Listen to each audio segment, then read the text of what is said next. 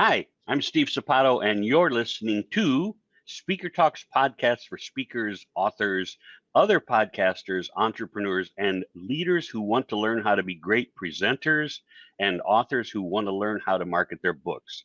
Today, I have the great privilege of talking with someone down under, and her name is Leann Isaacson. And Leann, how are you today?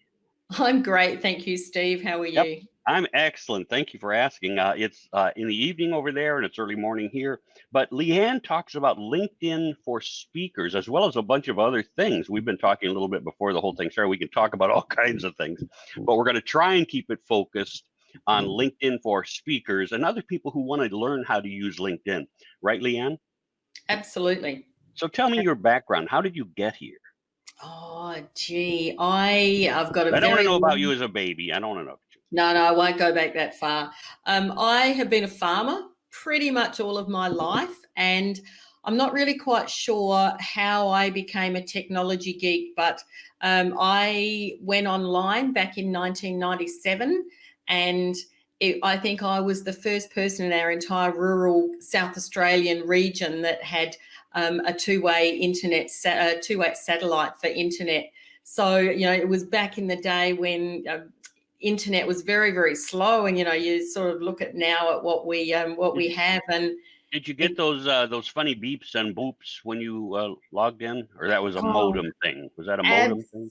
Absolutely. And it was back in the day where I'm not quite sure how familiar you are with farming, but if one of the electric fences because everything went through our copper wire telephone system, and if one of our electric fences got a short in it, which means that it interrupts the power supply, then it would affect our phone lines because so I effectively, if we'd had a rain or something and our neighbour's electric fence had a short in it, I used to have to get my husband to go over and turn the electric fence off so I could so I could send an email. So that's a couple that's a couple technologies ago, because it really wasn't that long, maybe 30 years, maybe 25, whatever that's been. But not that long ago, especially if there's younger people watching, for those of us like I use my grandmother and grandfather's crank phone from when I was a child, and people go, crank phone, you go, don't even get into that. But yeah, isn't that fascinating how the technology has so dramatically changed? Absolutely. And I think what I really discovered, I was teaching people, I had a job with a government department back in 2000, teaching people how to use the internet. And it was before Google, and it was, like I think Netscape was the browser and Eudora was the mail client. And it seemed like eons ago, but so that was back in 2000. And it sort of got me really probably increasingly interested in how we could bridge the geographic divide, because, and especially with, like, I've been involved in adult education for a long time as well. So it was really about how we could actually use this technology to bring learning to wherever we were, regardless of, the geography. So yeah, I did a lot of stuff. I was lucky enough to get a scholarship in 2004, which, I think probably I look back now and think it was a $30,000 scholarship, and wow. It was really back in 2004, and it really allowed me to almost experiment with technology. And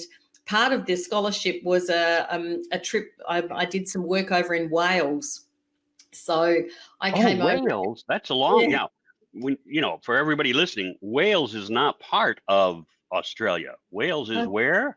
Wales is in the part of the United Kingdom. Yeah. Part of Great Britain. So that was a nice trip for you. That was cool. So it was fabulous. And so what I did was, back then, I really wanted to get people using technology for fun. So then the technology would become irrelevant, and it was the actual learning that was more the focus. And so I facilitated wine appreciation via video conference, and we did floristry via video conference. Oh, wow.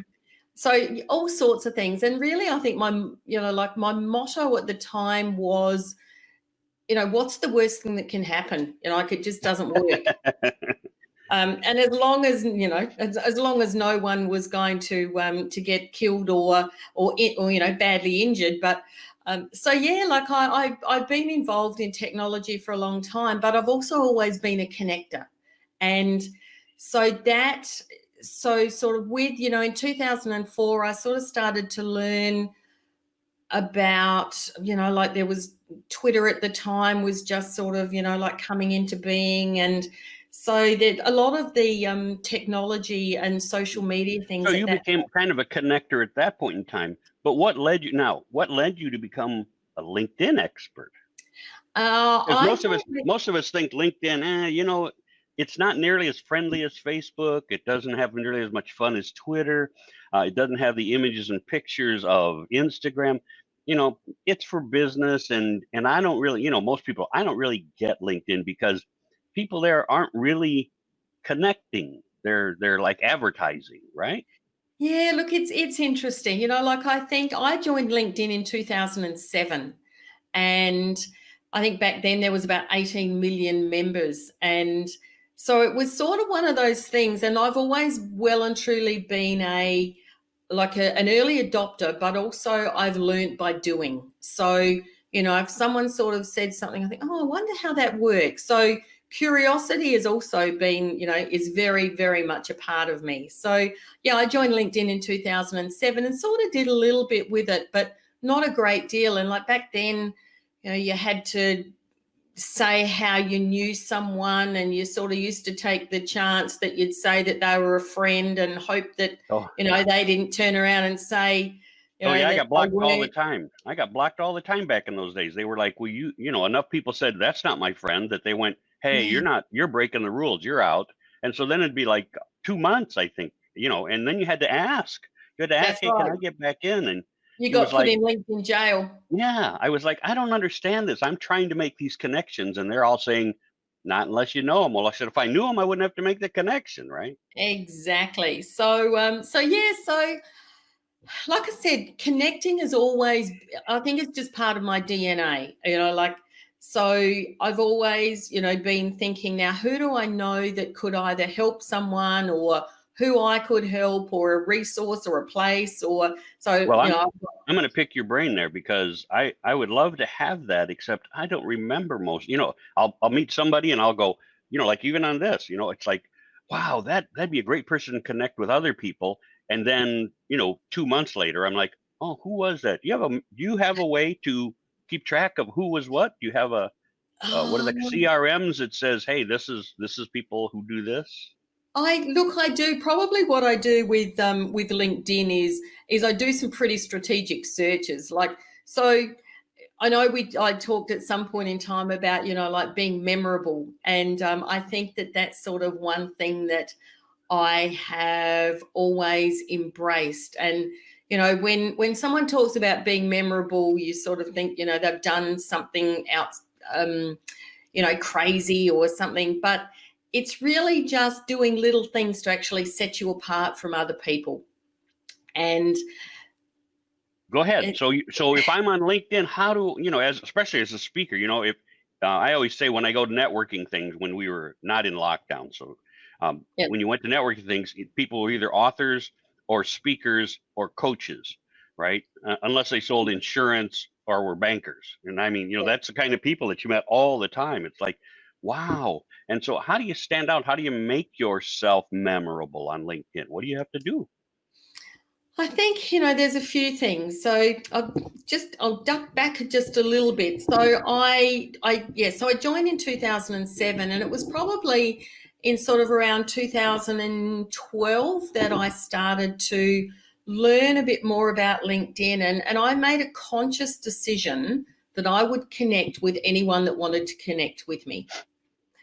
So my attitude, no matter whether it's online or, in face-to-face or wherever, I never discount a connection. So, I don't walk into a networking event or somewhere and not shake hands with someone until I know who they are and what they do. You go in and you shake hands and you start a conversation. So for me, connecting with someone on LinkedIn is basically, a virtual handshake. And so sort of in 2013, 14, I started to really build my network and actively connect with a lot of people. And sort of back then it was a little bit easier. There was a few sort of ways that you could put your profile out that, to say that you were open to networking and connecting with people. So I really grew my network pretty, I think probably by 7,500 connections for 2 or 3 years, sort of around 2013, 14. So by about 2015, I had around 25,000 connections. Oh, wow. And yeah, and currently I have 30,000 connections. So, wow.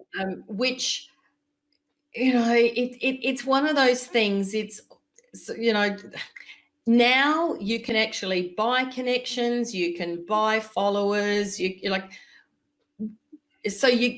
can do that now, whereas back then so I've literally hit accept or connect 30,000 times. Just thinking about that, you go, what? Yeah. But we do it without, you spend 20 minutes on LinkedIn, and if you connect with those people, there's 10 people. So 10 people a day, let's say. And that's if you only get on one time for 20 minutes. So 10 people a day, you don't think of it building up to 30,000.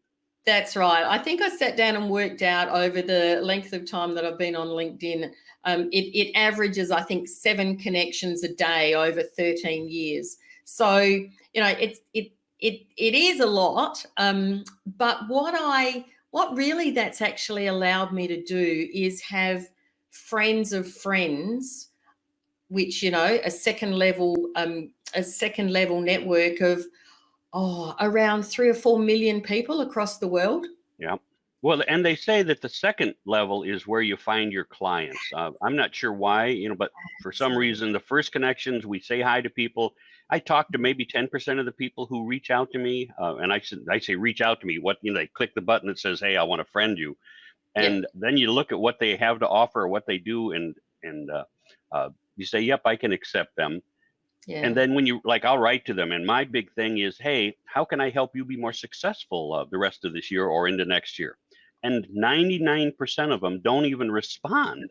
You're like, well, why did you try and friend me out if it wasn't, and then of course the next thing you get from some people is the first thing when you accept their friendship is an ad. Yeah. You're like, I'll quit it. I had somebody they said, "Hey, I can," and they put out a thing that was how much they charge. I go, why would I care how much you charge for your service until I know you? What is it? Know, like, and trust. Isn't that the 3 things? That's right. That's the one. Yeah. So I think that over the years, so that's really, that was my philosophy. I never discounted a connection, because you just never know. Like over the time, the amount of people I've heard say, "Oh, you don't connect with anyone you don't know, and you only connect with people in, your industry." You're like, and people quite often have such a narrow focus when it comes to actually making connections and building their network. And I suppose one of the things that I always found is, and I was always a little bit apprehensive about telling too many people the size of my network, because even today, I could effectively have 30,000 people messaging me every day. Yeah. And so I sort of, how am I going to manage that if what if 10% of them did? Yeah. Exactly.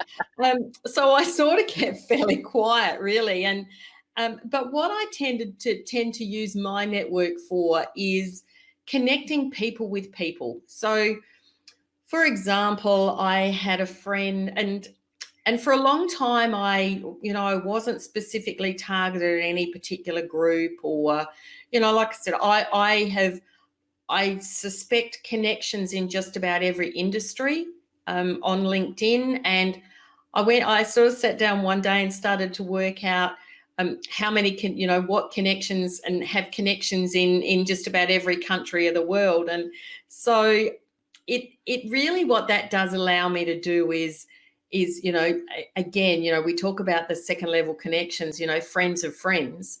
And I'll just give you a couple of examples. I had a friend of mine in Colorado he'd created a cartoon and like an cartoon animation.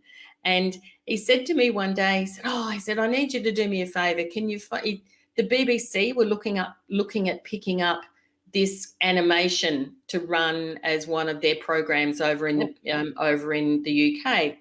And he said, can you find me, so he's in Colorado, and he said, can you find me a lawyer specializing in media and entertainment law in the UK? I went, yeah, okay. Yeah, I can do that.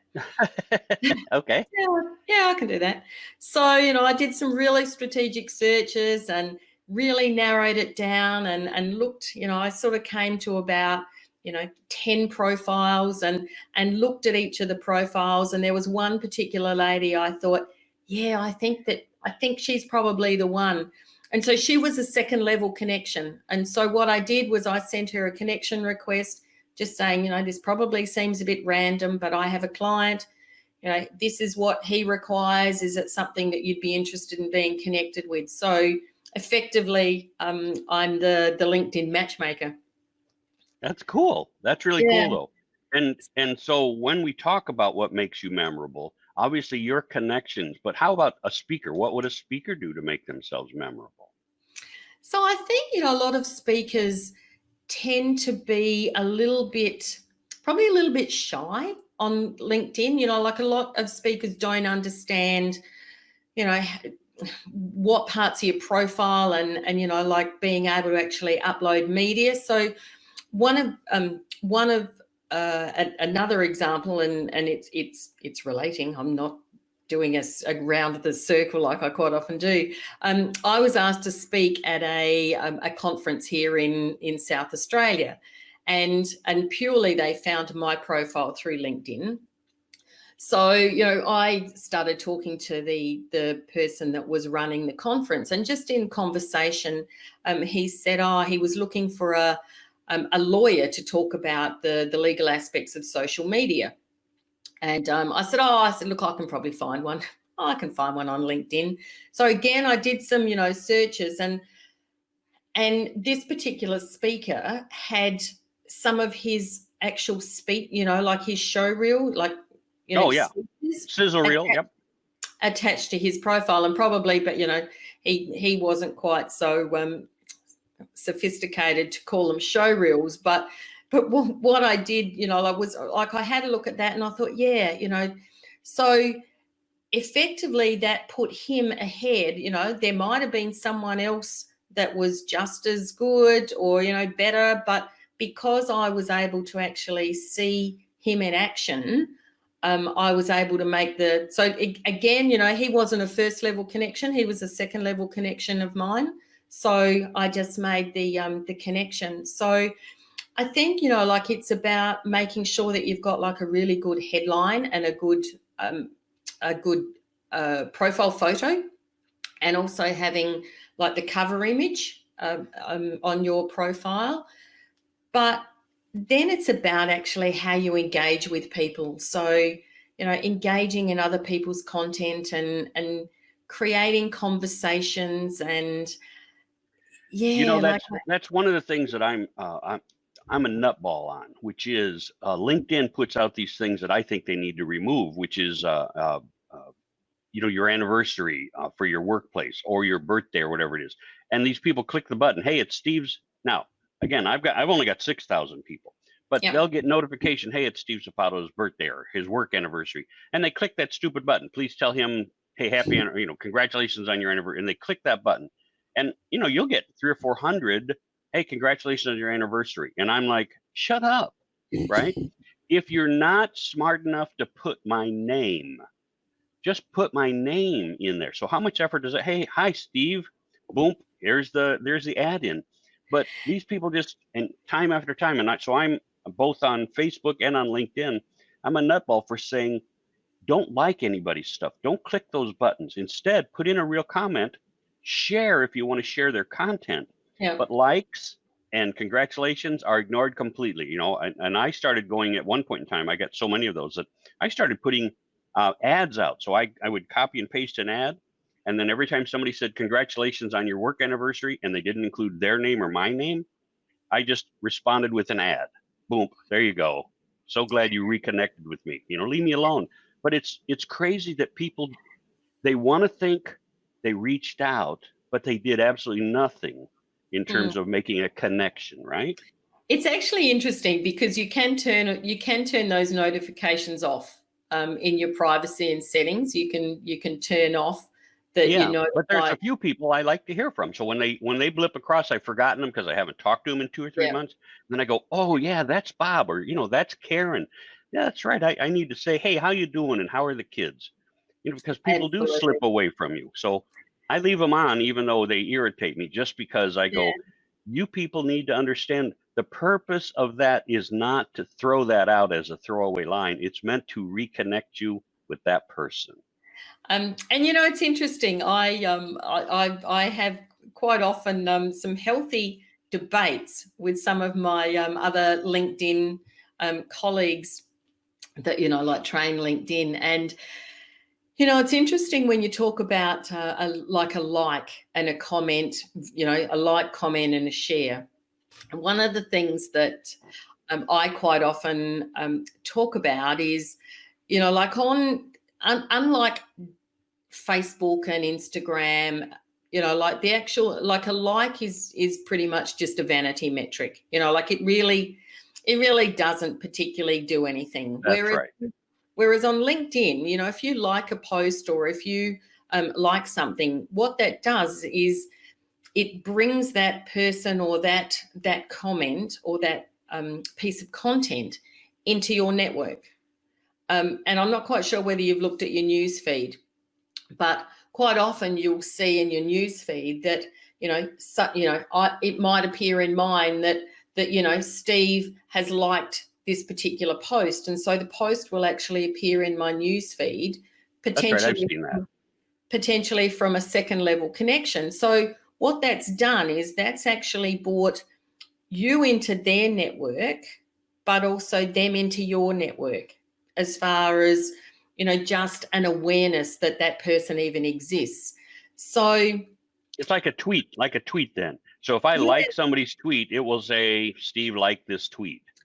Correct. And so I suppose, again, like as far as content and engagement, certainly commenting is certainly, king when it comes to engagement as far as on, articles and posts, but not all, like not everyone is actually game to put a comment onto someone's post that they don't know.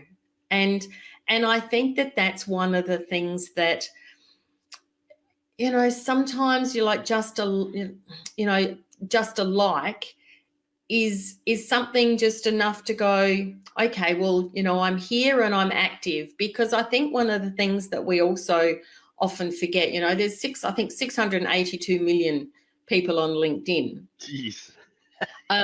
But so there's a lot of profiles, but there's not that actual, and I can't remember just off the top of my head what the statistics are as far as, like the actual active number of people, that check their profile every day or, but, like. When you said that, I've sent out stuff, I do SpeakerTalks, which is getting speakers on a stage in front of an audience, right? So they can get that sizzle reel that's really important to them getting jobs.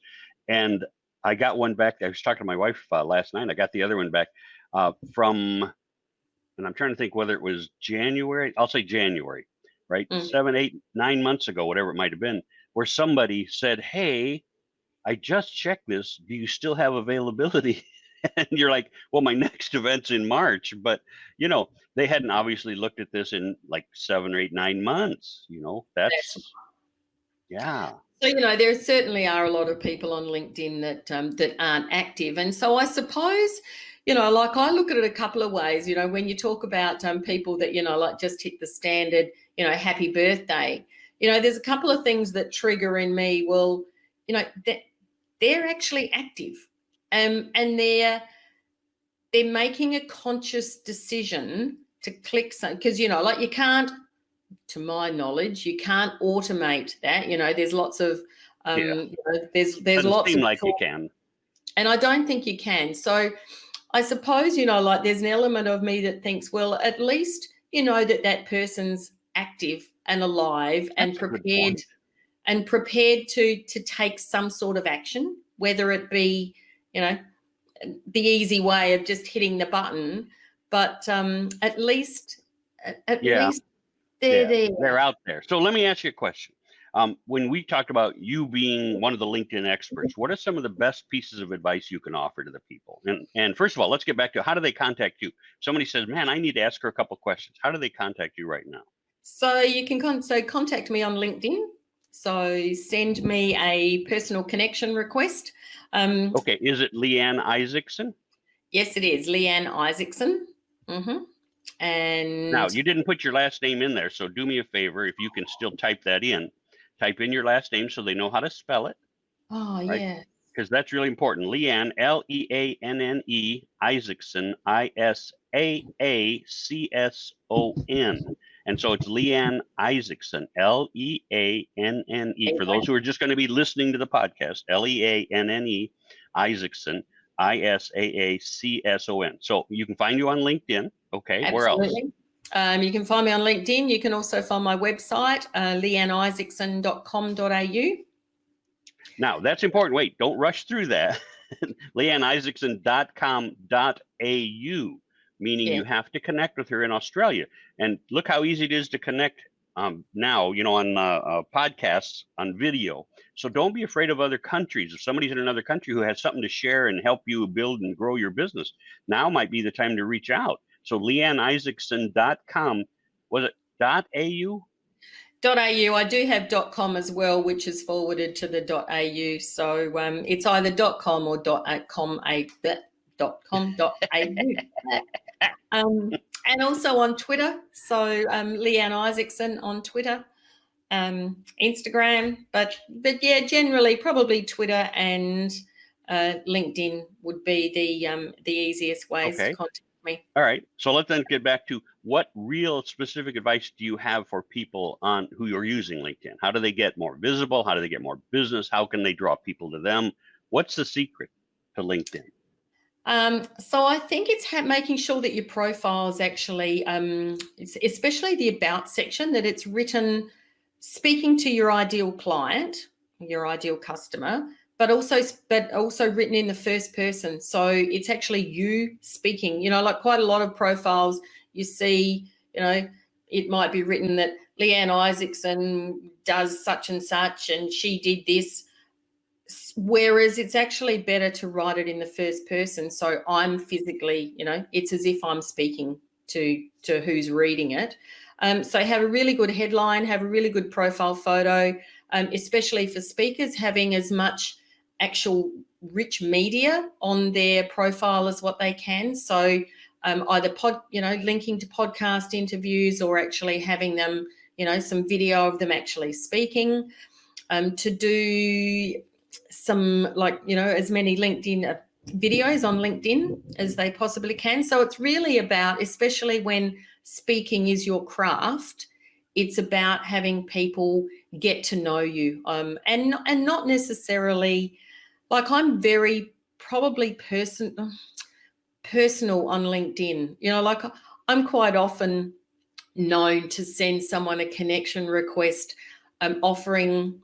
I have a very wicked sense of humor as well, and I'm always smiling. So whatever I do, I always put a smiley face. And but I quite often have in my connection request say, I was going to offer to send you a bottle of Australian snake oil to solve every speaking problem that you have, but it's winter and I couldn't find any snakes that were prepared to donate their oil.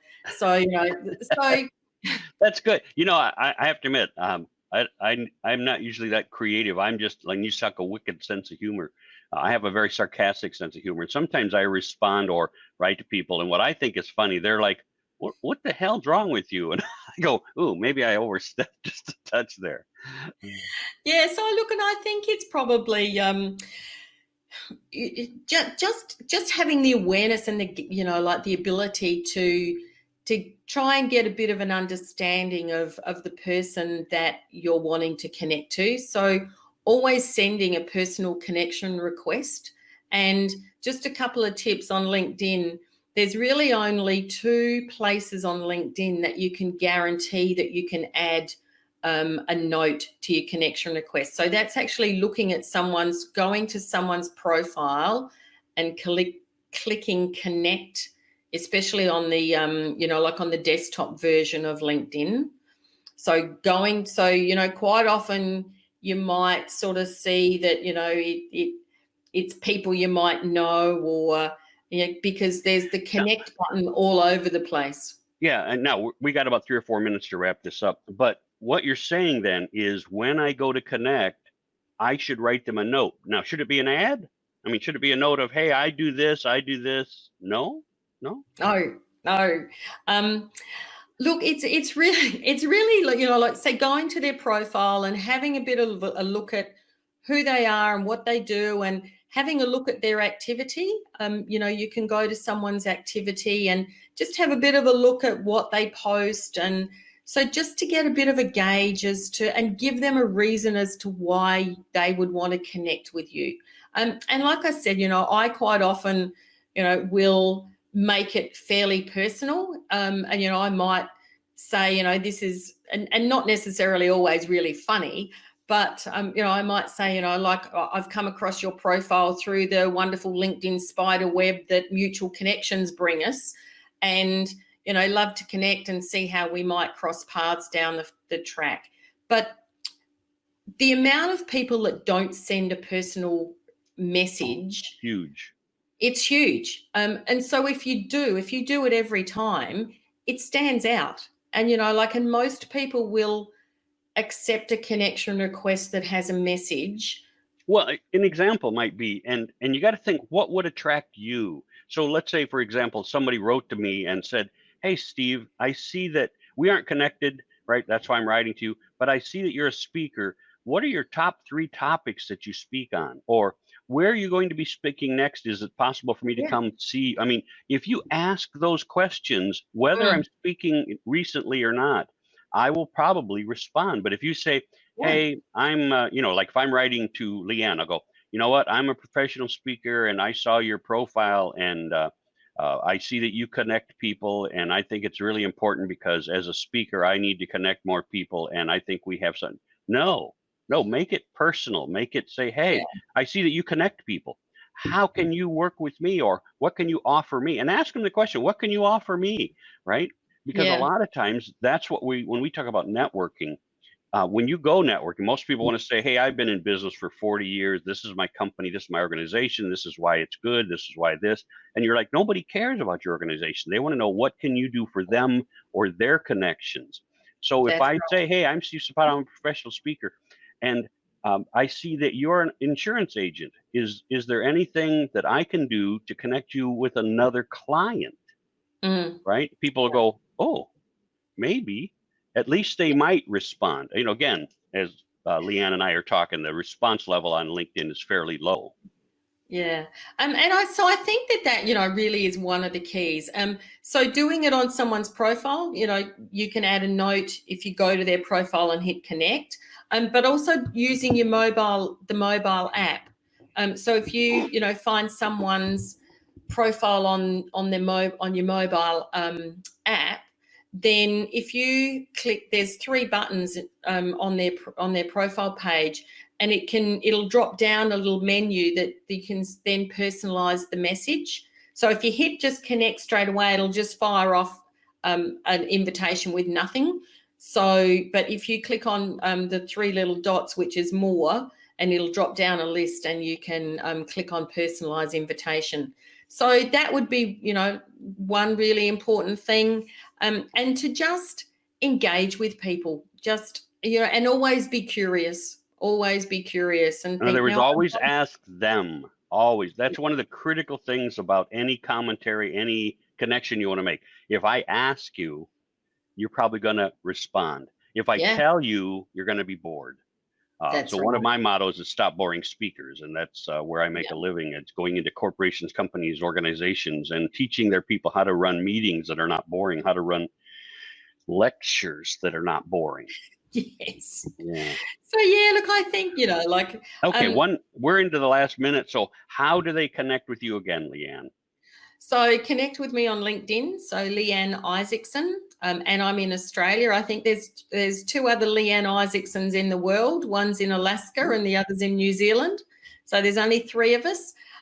So I'm in Australia. So on LinkedIn, or you can connect, follow me on Twitter and send me a direct message on Twitter, or on my website leannisaacson.com or .com.au. .com.au. .com. I have Yes. to talk with my mouth like this in order to get anything. You just talk normal. I don't understand that. I forget that I've got an accent. Well, I got the accent down there. You have the accent up here. Yeah. Anyway, it was a pleasure sharing with Leann today. And Leann, if there's anything we can do for you, please let us know. And certainly, we want you folks to connect with Leann, find out. You know what? It doesn't cost any money to ask a question. So if you have a question, if you have something that you say, man, I don't get LinkedIn about this, drop her a note. Whether she can help you or not, she'll connect you with people who can. And that's why you're trying to do business, isn't it? To be connected to the right people. Leann, yeah, it's been a pleasure. And thank you very much for joining me. I'm going to drop you off the screen, and I'll be back with you in just a second, okay? Fabulous. Thanks so much for having me, Steve. My pleasure. Okay, I'm Steve Sapato, and you have been listening to or watching Speaker Talks, the podcast for speakers, authors, entrepreneurs, leaders, and I forget what did I say, other podcasters. I hope you learned something today. If you just still need to learn, remember, it's Leann Isaacson. Connect with her, and let's get you rolling along. God bless.